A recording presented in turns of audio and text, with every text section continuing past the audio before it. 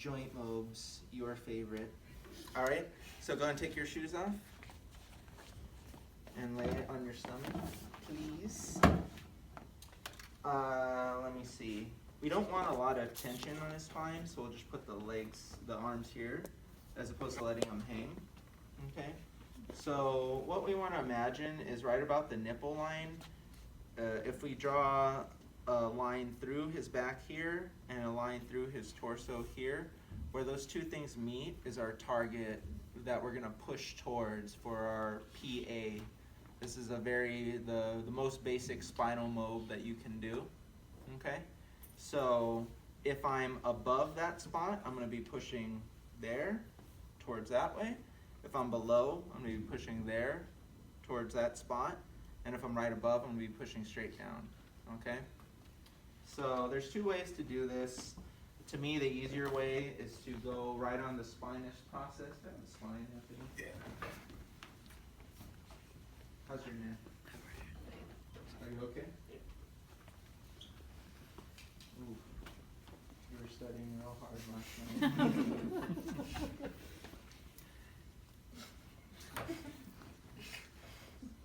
Okay, so thoracic spine, the easiest way to do this is to get your 5th MCP right here and go hand over hand and then just push down.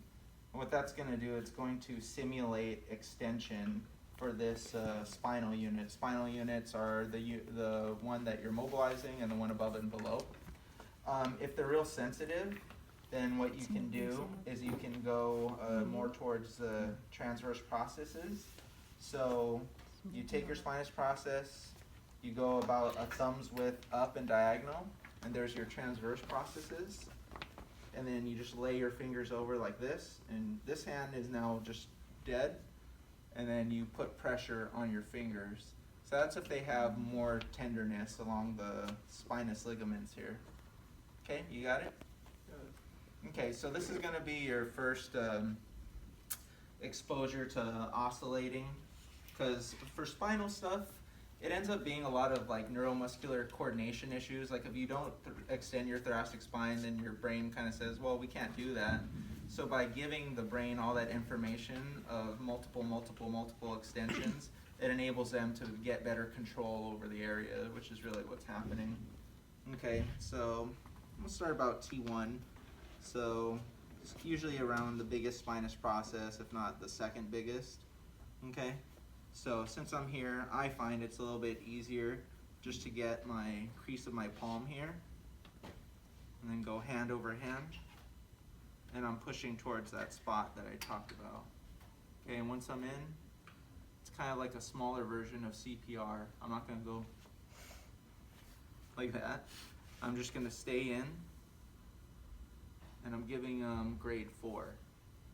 So really small oscillation near the end range, or at the end I'm reaching end range. Okay, so we're going to do this to the entire thoracic spine. So once we hit the end of the ribs, then we know we're okay. So go ahead and take a partner, take their measurement for thoracic spine extension, and then go through this grade 4 through the whole thoracic spine, and then remeasure and then switch. Okay, ready, go.